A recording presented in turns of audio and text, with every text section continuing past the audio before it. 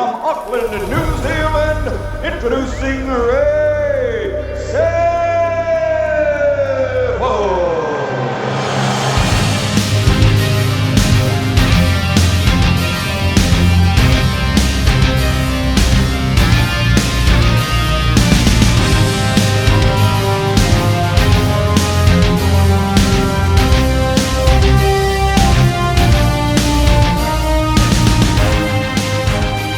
What's up, Liv MMA fans? I'm here with Sugar Ray Sefo, who's a 6-time world kickboxing champion, 3-time Hall of Famer, and the president of the PFL, and the father of Ramon Sefo. And I'm Ramon Sefo from Liv MMA, and I have the honor to interview my own dad today. How you doing, Dad? I'm good. I just want to say before we start, I'm super proud of you and Alkai, who's behind the camera. You guys are doing a great job. But it's such an honor to be sitting here with you guys and do this. So let's go. All right. So what is it like to live as a professional MMA fighter, or a fighter in general? The life of a fighter is really tough, especially when you got to deal with injury, especially also when you're coming up, because there's no money in it when you're starting. It's really tough. And once you got to fight as an amateur, you got to basically get some experience, build your record up, and then hopefully fight for an amateur title before you turn pro, which is what I did as a fighter. I fought 3 amateur fights, and then my 4th amateur fight, I fought for the national amateur title, won that. Tough fight. It's probably the toughest fight of my career, which in fact, it actually prepared me as a pro. But yeah, no, you get to a point where if you're good enough to get to world titles and then start making money, then life is not as bad, but in the beginning it's very tough. Definitely. That's why I'd rather you play basketball. Yeah. I feel like there's much more exposure in different sports than MMA at this point, just because of how big other sports are right now. And MMA is still growing, don't get me wrong, but for younger fighters and younger athletes, yep, basketball, football, those 2 categories, or those 2 sports, they're more pushed out there, and younger talent can be seen before MMA is even a question. Exactly. And also, it's a different machine in the U.S. You guys are growing up in a country where marketing is at its best. And when you have that with baseball, basketball, football, tennis, so on and so on, it's huge. And you're talking about multi-billion-dollar industries, sports. And so you guys are in that world where also just to bring to light, like in the beginning when I first started, there was no actually TV that would actually show fights. Yeah, social media is a big thing now. Yeah, and it wasn't until I became world champion that we started being on the news. And then later on, 5 years later, or within that time frame, then it became, obviously the networks realized that it's a well-watched sport. And so they started getting interested in it, and it started showing on national television. Definitely. What was it like growing up in New Zealand? How's it different from the U.S.? Wow, New Zealand is so different here. As you know, I'm super overprotective of you and your sister. A little overprotective. Huh? It's a little overprotective. I am for the right reasons. In New Zealand, for example, I could walk from home to school the walk from home to school was like 45 minutes. And not even think for 1 second that I was going to be in danger. That's the only issue here is that it's such a big country that you don't know who, there's so many bad people out there that it's never safe, so to speak. And I always, this, I always live by that. better to be safe than sorry. But yeah, so growing up in New Zealand as a kid was you were more freer to do whatever. I could walk to the shops. I pretty much walked everywhere, and there was never ever a thought, not only in my mind but also in my parents' mind, that there was going to be danger somewhere. So we could play outside till 12 o'clock at night, and it would be no issue at all. So yeah, it was a lot more freer. It was a lot more easier. But that's the world that we grow up in, and you gotta basically be like I said, I'd rather be safe than sorry. Yeah. What influenced your career, and how did your career start in the first place? So martial arts was something that I was always interested in. Your grandfather was a boxer. Your cousins, uncles, they were boxers. And at the age of 5, Dad actually gave me and Uncle Ronnie boxing gloves, and we started learning how to box at the age of 5. And then at the age of 7, when I was 7, Dad rented a Bruce Lee, Jackie Chan movie. And as a 7-year-old, I was like, Dad, what is that? And they were doing flying kicks and this and that, spinning, back fists and everything. I was like, Dad, and I was like, wow, why learn just to use my hands when I could actually use, my whole body, elbows, knees. There were even headbutts in this movie. And so I got hooked. And then at age 12, when I was still in high school, I was able to work a part-time job and delivering milk. So I was like a milk boy. And that's how I paid for, the lessons. And I did Wing Chun. I started with Wing Chun Kung Fu. And then after 6 years, I switched over to Muay Thai. And Muay Thai was a lot more full contact, if you will. And so I liked that a lot more. But never really thought about fighting. I never really thought about competing. What I wanted to be when I was a kid, I wanted to be a cop. And so, but we went to, some of my friends and I went to a weigh-in. Some of my buddies were fighting. And in this weigh-in, there was a guy there that his opponent fell out. And he was a lot heavier, a lot bigger than me, and I never really knew in the beginning why he challenged me to a fight. And of course, in my head was saying no, I didn't want to fight, but my heart was like going, let's go, mother effer, we can do this. And that was the beginning. So in other words, I had that dude to thank for challenging me, because maybe if he didn't challenge me to fight, maybe I would have never became a fighter. God works in mysterious ways. Exactly. You're absolutely right. God does work in mysterious ways. And with that, God has blessed my life with so many opportunities and so many great things that my career just kept growing. Picked up world titles after world titles, which was never, the mindset was to always win, and the mindset was to become a champion, a world champion.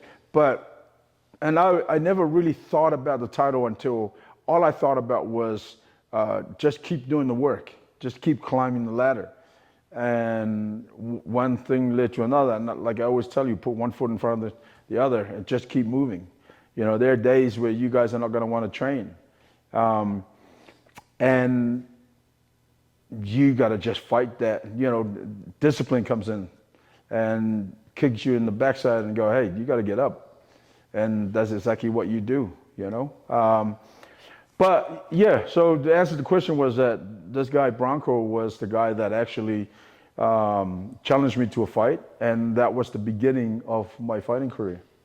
It's amazing. Yeah. Is there anybody in the gym that gives you trouble in sparring, or just in general? I mean, I spar everybody. You know, we have a lot of, because our gym is open to the public, so we have a lot of people that come into the gym and work with us, from Tom Espinal to Anthony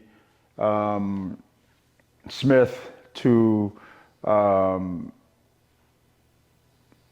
trying to think, Johnny Walker's in the gym right now. So like we have a lot of Strickland is there, Brad Tavares, Sadabusi, who are all my training partners and friends.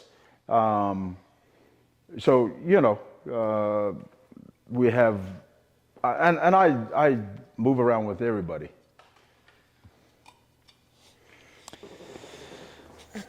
You had a lot of amazing knockouts in your career. Which one is your favorite and why? It would have to be the guy that I fought. He was a Brazilian guy. I think he was the Shooto world champion. And my team and I were walking towards the breakfast room. They were walking out. And I got, you know, when I saw him, and this is how I am throughout my career. If I see my opponent, I wish him luck because, you know, just out of respect. Right. And when I did that, he pretty much just went like this and walked off. And I was like, all right. So when I landed overhand right, he fell like a log and was asleep for a little bit. So that would have to be the most satisfying knockout, was because he was being disrespectful. And so I was like, all right, I want to hurt this guy. And we did. What are some stories of your younger days? And you worked as a bouncer when you were younger. So. I did work as a bouncer. Those were crazy days because, and the thing is, in New Zealand, there's no guns or anything like that. So everybody would always get into fights. Yeah. You know what I mean? Stick to just straight hand. Yeah, whatever yeah. You know. It was always man to man. Let's go. You know what I mean? And so there are times where, especially throughout the holidays, we have so many heroes throughout holidays, and guys that once they have a few drinks in them, they become very brave, if you will. And so, but yeah, we would get into fights all the time. Is it true that you have over 3,000 street fights? That's what one of my buddies told Mr. Ishii, and Mr. Ishii was the founder and president of K1. And for those who don't know K1 was the biggest kickboxing organization in the world at that time. Everybody they signed, you had to be a world champion to be signed to K1 at the time. And so when I had my first MMA fight, which was against Kim Ming something, I forget his last name, and he was a silver medal in the Olympics in judo. So when that fight was getting, set up, I had 2 weeks notice for that fight. But I was fit. I was just coming off the Grand Prix, so I was good. And Mr. Ishii had asked Jason, one of my good friends and teammate from back home, how many fights that I had. He goes, easy 3,000. So, I mean, it's very, very possible. If your life was a movie, who would play you, and what would the title be of your movie? What would be the title of the movie? Wow. I don't know. I don't know what the title would be, but anyone that would, if I can think of, that could play me, it would probably be The Rock or I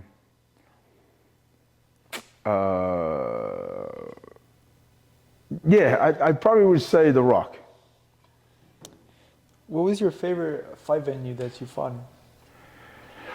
I fought all over the world, but Tokyo Dome definitely has to be the number one venue in front of 80,000 people. I remember fighting in that dome for the first time, and when they brought us out, they brought us in the opening ceremony.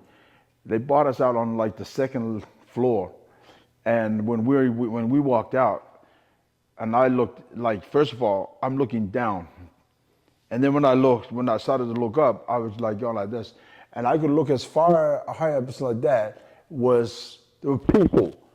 And that's when I realized how massive that venue was. And but yeah, I fought in that venue at least once a year for 10 years. I was contracted to K1, I think, for 13 years. So yeah, no, that was definitely, Tokyo Dome is definitely one of my favorite venues to compete in. If I was a fighter, I'd definitely fight there Yeah, too. yeah, exactly. What's the most expensive item that you've owned? That would have been a Daytona Rolex. I had that. That was a $190,000 Rolex. There was only 6 ever made. And funny enough, I was talking to Mike about it a few months ago when we were at the PFL show, and Mike said that watch today is probably worth 400 grand. It's like a lamb truck. Exactly. It's very expensive. Yep. How did you deal with bullies growing up? Because I mean, I think every kid has deal with bullies. You punch them in the face. Yeah, You punch them in the mouth, and you'll find that most bullies, or every bully, are bullying because, number one, they are afraid themselves, and number two, because they think that they have. Normally, there's like 3 or 4 of them, and so every time, and I've seen this with, growing up as well, where, I would be at a mall and with some of my friends, and then somebody's trying to pick on a kid or whatever. So I would go up and let's say, hey, smack. But that's the only way to deal with bullies. Yeah, I mean, in New Zealand, it must be completely different. Because in the U.S., if you do what you just said you do, you get sent home. Like, you get expelled, you get... Yeah, if you got sent home because you beat up a bully, I'll be like, good on you. I mean, yeah. I wouldn't be upset at that. That being said, fighting is not the answer in terms of,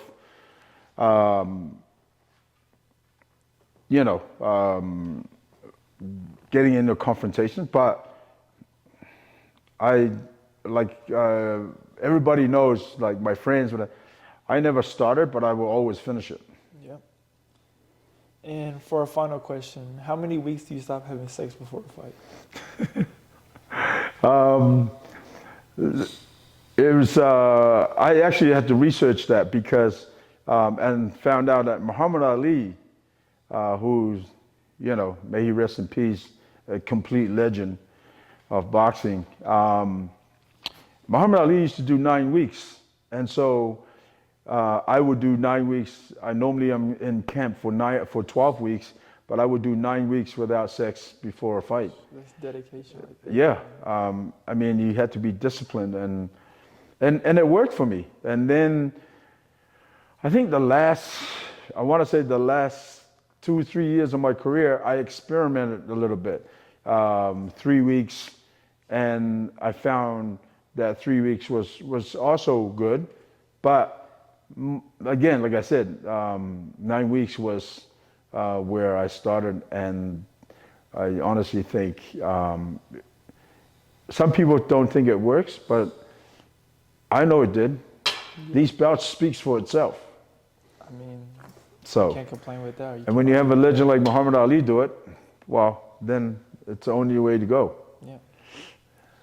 Thank you, Liv MMA fans, for tuning in. I just want to say how grateful I am for the fans, for my guests. I want to thank you to my cameraman. And please like and subscribe and share. Please like, share, and subscribe to Liv MMA, and click the bell icon to be notified whenever we post new videos.